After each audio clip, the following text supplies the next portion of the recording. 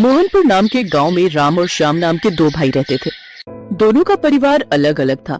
राम खेतीबाड़ी का काम करता था, जबकि श्याम पहाड़ों के पार बने जंगलों से लकड़ी तोड़कर लाता और उन्हें बाजार में बेचता।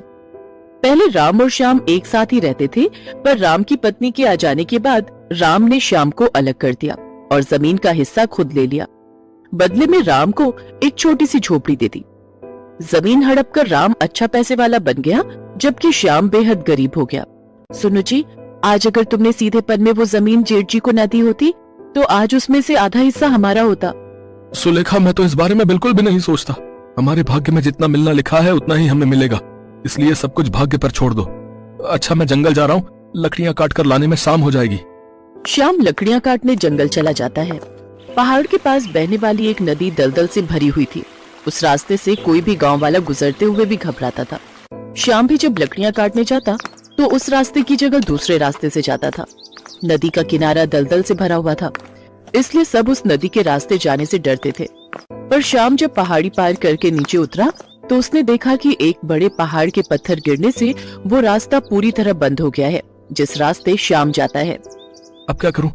इस रास्ते पर तो पहाड़ी के पत्थर गिरे हुए हैं, ये तो पूरा रास्ता बंद है। अब तो मुझे उस दलदल वाली नदी के रास्ते ही जंगल जाना होगा। श्याम मजबूर था, इसलिए उसे उसी नदी के रास्ते जंगल जाना पड़ा।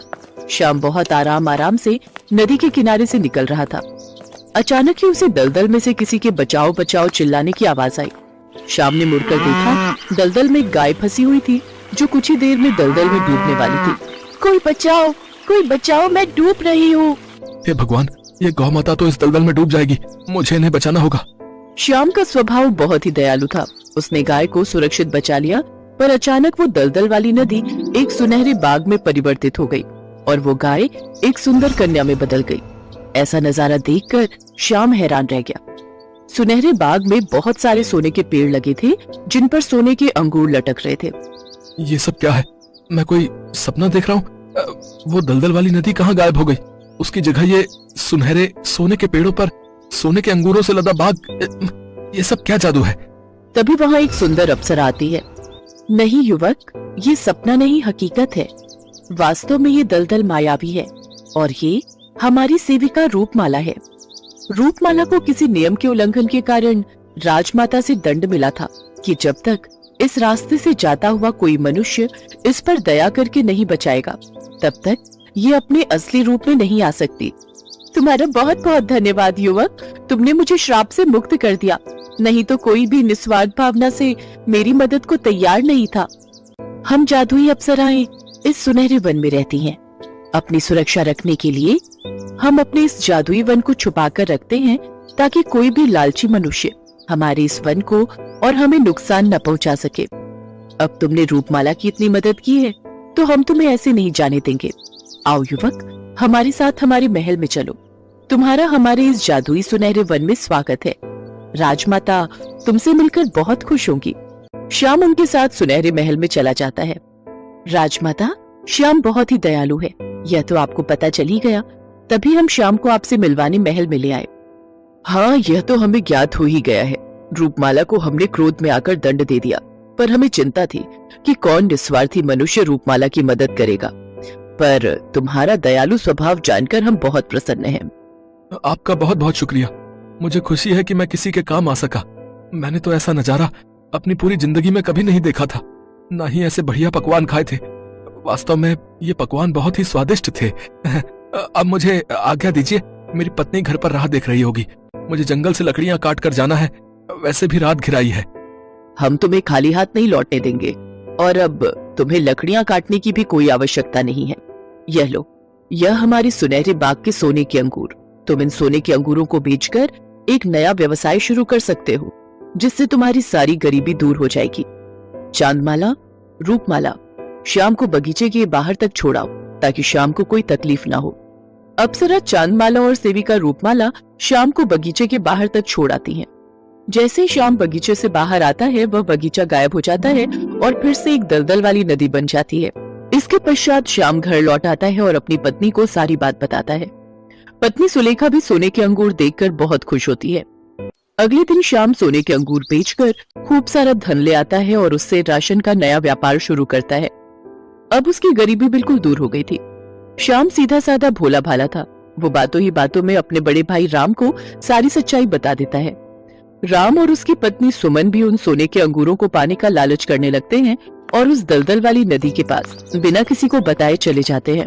अजी, हम अपनी गाय ले तो जा रहे हैं, अब इसे दलदल में जल्दी से फेंक देंगे और बोल देंगे कि ये हमारी गाय नहीं है। जैसा मैंने तुम्हें समझाया है वैसा ही करना। अरे तुम चिंता मत करो, मैं इस गाय को दलदल में धक्का देकर ही मारूंगा। उसके पश्चात हमें सोने के अंगूर मिल जाएंगे। लालच राम और उसकी पत्नी के सिर के पार हो चुका था। वो जानबूझकर एक निर्दोष गाय को उस दलदल में फेंक देते हैं। गाय बचने के लिए गुहार लगाने लगती है, पर एक जादुई शक्ति से गाय दलदल से बाहर आ जाती है और वहाँ से भाग जाती है। पर उसकी जगह राम और उसकी पत्नी दलदल में फंस जाते हैं।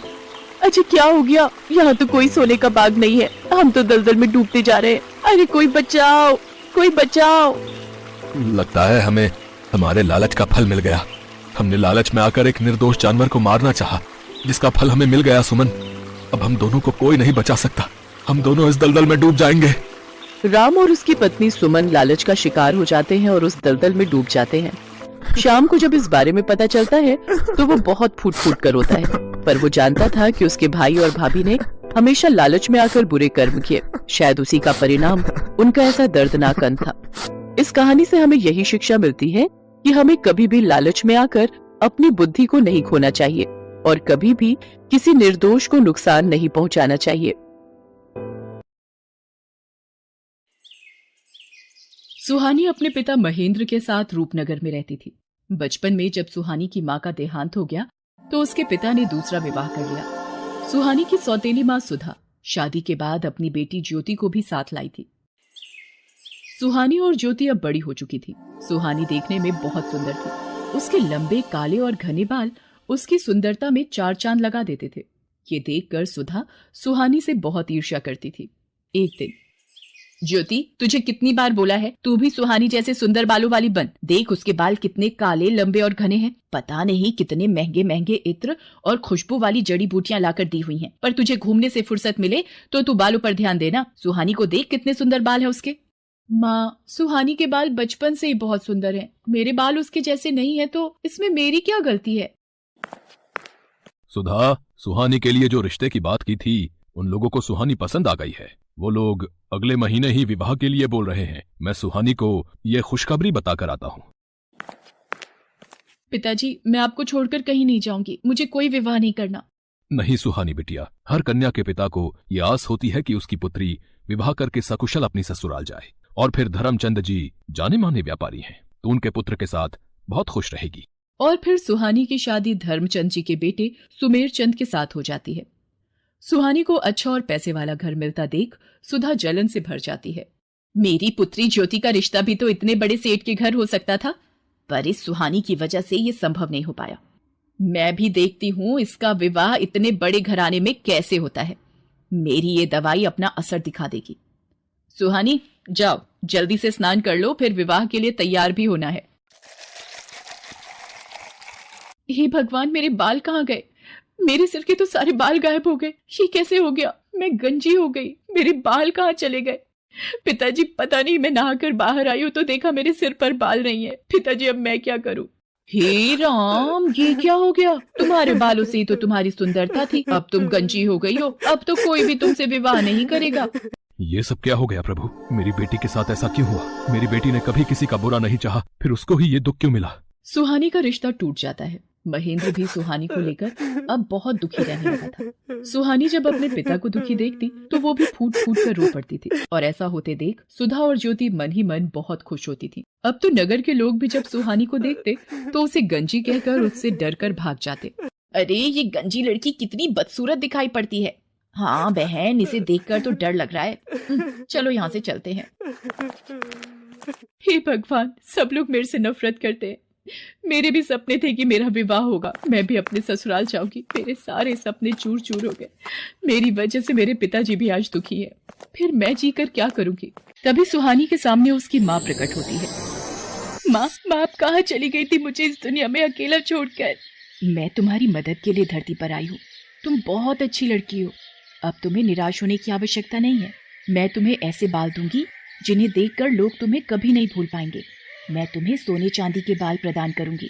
जैसे ही सुहानी की माँ सुहानी के सिर पर हाथ फेरती है, सुहानी के सिर पर सोने चांदी के बाल आ जाते हैं। सोने चांदी के सुनहरे चमकते बाल सुहानी की खूबसूरती को और बढ़ा रहे थे। माँ, ये सोने चांदी के बाल तो बहुत खूबसूरत है। आपका बहुत बहुत धन्यवाद। आपने मुझे फिर से सुंदर बना दिया। आपने मेरी सारी परेशानी दूर कर दी। खुशी खुशी अपने घर जाओ सुहानी, अब कभी भी उदास नहीं होना। मेरा आशीर्वाद सदैव तुम्हारे साथ है। सुहानी खुशी खुशी घर की ओर चल पड़ती है। तभी रास्ते में नगर के राजकुमार की सवारी जा रही थी, इसलिए रास्ते पर चलते लोगों को कुछ देर के लिए रुकने के लिए कहा जाता है। नगर के राजकुमार को देखने के लिए कितनी भीड़ लग गई है। भीड़ में से निकलने की कोशिश करती हूँ। ये सोने चांदी के बाल वाली लड़की, अरे भीड़ में इसका चेहरा दिखाई नहीं पड़ रहा। कितने सुंदर बाल हैं इसके, कहाँ गायब हो गई? हम रथ से उतर कर भी नहीं जा सकते। ओहो, कितने सुंदर बाल थे उसके। वो तो खुद भी कितनी खूबसूरत होगी। सुहानी घर पहुंचती है। मैं अपने बालों को इस दुपट्टे से ढक लेती हूँ, नहीं तो माँ ढेरों सवाल पूछ लेंगी। मैंने इसकी ऐसी हालत कर दी है कि इसे अपने गंजे सिर को छुपाना पड़ता है। माँ, तुमने बहुत सही किया इस सुहानी के बाल गायब करके। सुहानी अपने कमरे में आ जाती है।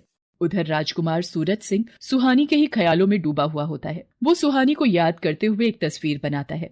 राजकुमार सूरज सिंह, आपके स्वयंवर की सारी तैयारियां हो गई हैं। दूर दूर से राजकुमारियों के लिए संदेश भिजवाया गया है। पर ये तुम क्या बना रहे हो? बिना चेहरे की तस्वीर? पिताजी, ये तस्वीर उस लड़की की है जिसके सोने चांदी के बाल हैं, और मैंने निश्चय किया है कि मैं इसी लड़की से विवाह करूंगा। बस मुझे उसे ढूंढना है, और वो कहाँ मिलेगी मैं यही सोच रहा हूँ। पुत्र, सोने चांदी के बाल वाली लड़की सिर्फ कहानियों में होती है। तुम ऐसी लड़की कहाँ ढूंढोगे? ये जिद छोड़ दो। पिताजी, चाहे मुझे पूरे नगर में ऐलान ही क्यों ना करवाना पड़े, मुझे सोने चांदी के बाल वाली लड़की ढूंढनी है, और जिस लड़की के भी बाल सोने चांदी के होंगे मैं उसी से विवाह करूंगा। सेनापति जी, नगर में ढिंढोरा पिटवा दिया जाए। जिस लड़की के भी बाल सोने चांदी के हैं, हम उसी लड़की से विवाह करेंगे। राजकुमार के कहने पर नगर में ढिंढोरा पिटवा दिया जाता है। क्या राजकुमार सूरज सिंह उस लड़की से विवाह करेंगे जिसके बाल सोने चांदी के होंगे? मैं कल ही अपनी बेटी ज्योति के बालों में सोने और चांदी का पानी लगा दूंगी। राजकुमार को क्या पता लगेगा, और विवाह के बाद तो उन्हें ज्योति को स्वीकारना ही होगा। हाँ, ये ठीक रहेगा। सुधा की तरह ही नगर में बहुत सी औरतों ने जब ये बात सुनी तो उन्होंने अपनी लड़कियों के बालों में सोने और चांदी का पानी लगा दिया। अब तो नगर की बहुत सी लड़कियों के बाल सोने और चांदी के लगने लगे। ये देखकर सेनापति असमंजस में पड़ गया और वो राजकुमार सूरज सिंह के पास पहुंचा। राजकुमार सूरज सिंह जी, बहुत ही बड़ी समस्या आ गई है। नगर में जो भी लड़कियां विवाह योग्य हैं, उन सभी लड़कियों के बाल सोने और चांदी के प्रतीत हो रहे हैं। समझ में नहीं आ रहा है कि कौन सी लड़की है जिसके बाल सचमुच सोने चांदी के हैं। सच का पता लगाने के लिए मेरे पास एक उपाय है। नगर की सभी लड़कियों को राजमहल में बुलाया जाए। सेनापति नगर की सभी लड़कियों को राजमहल में आने का संदेशा देता है। ये लड़की कौन है? इसे भी महल में चलने का आदेश दो। सेनापति जी, पर ये तो गंजी है। सेनापति सुधा की बातों पर ध्यान नहीं देता और ज्योति के साथ साथ वो सुहानी को भी राजमहल ले जाता है।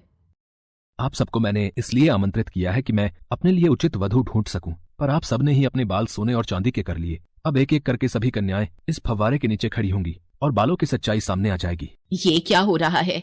अब तो ज्योति की सच्चाई राजकुमार के सामने आ जाएगी कि इसके बालों में सोने चांदी का पानी चढ़ा हुआ है।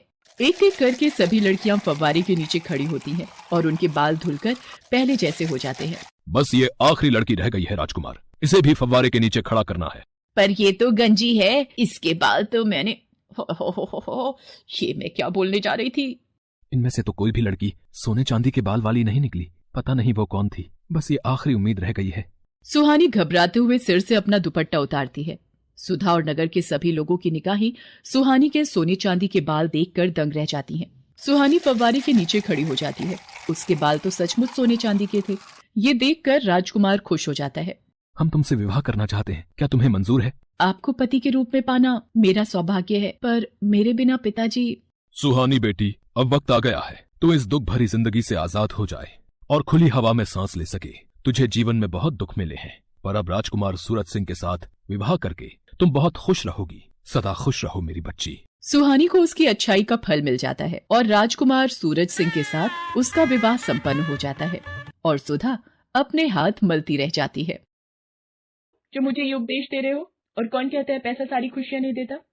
अगर मेरे पास भी पैसा हो तो मैं तो बस खुशी खुश रहूं।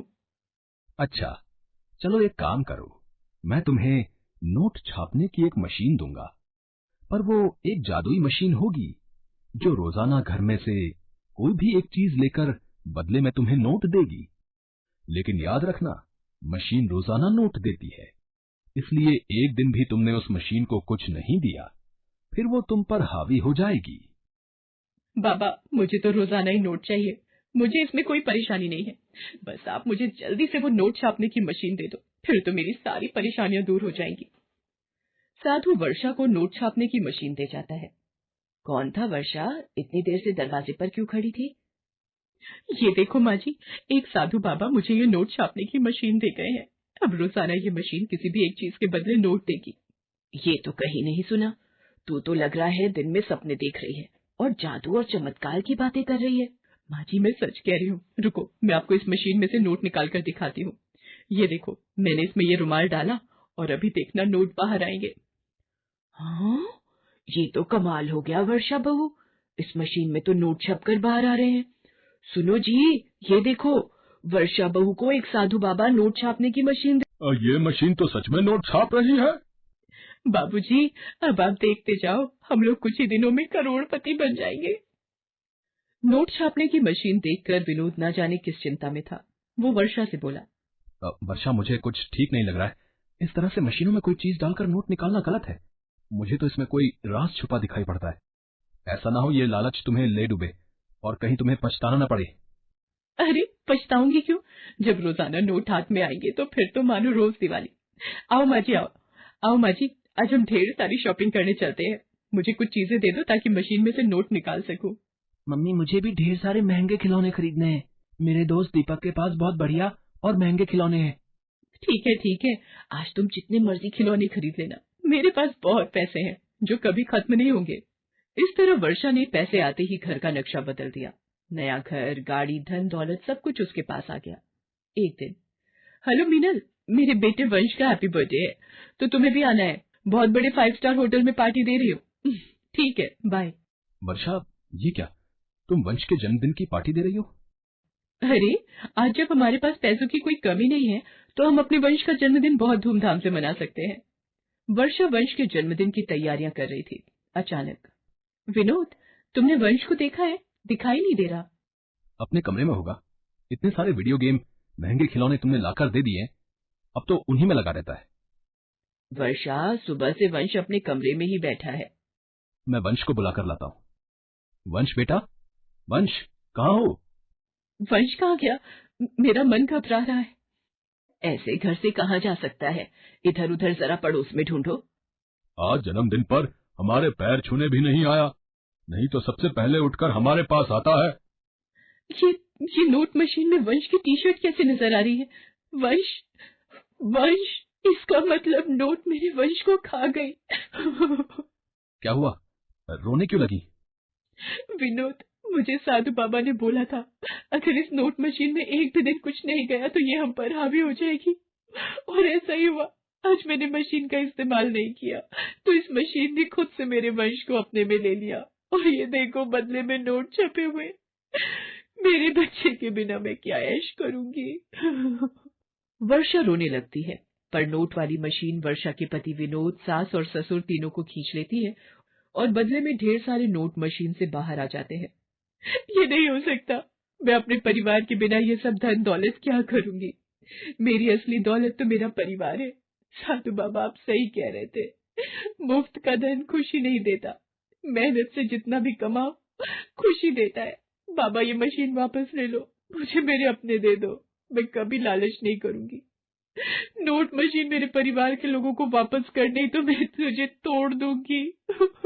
हे भगवान, इसके दिन में देखने वाले सपनों ने तो दिमाग खराब किया हुआ है, तभी नींद में सब कुछ भीग रही है। वर्षा, ओ वर्षा, आज वंश का जन्मदिन है, उसके दोस्त आते ही होंगे। भटूरे का आटा तैयार कर दिया है, जाकर छोले बना ले। विनोद केक लेने गया हुआ है और तेरे बाबूजी वंश के साथ गुब्बारे फुलाने में लगे हुए हैं। ये सपना था, मेरे अपने मेरे पास है। माँ जी, इधर आना, आज आपको गले लगाने का मन हो रहा है। आज इतना लाड क्यों दिखा रही है? कहीं इसलिए तो नहीं छोले भी मैं ही बना दूं? मेरी प्यारी सासू माँ। हेलो दोस्तों, कैसे हैं आप सब? हमारी कहानियाँ देखने के लिए हमारे चैनल को सब्सक्राइब कीजिए और हाँ, बेल आइकॉन पर क्लिक करना मत भूलिएगा।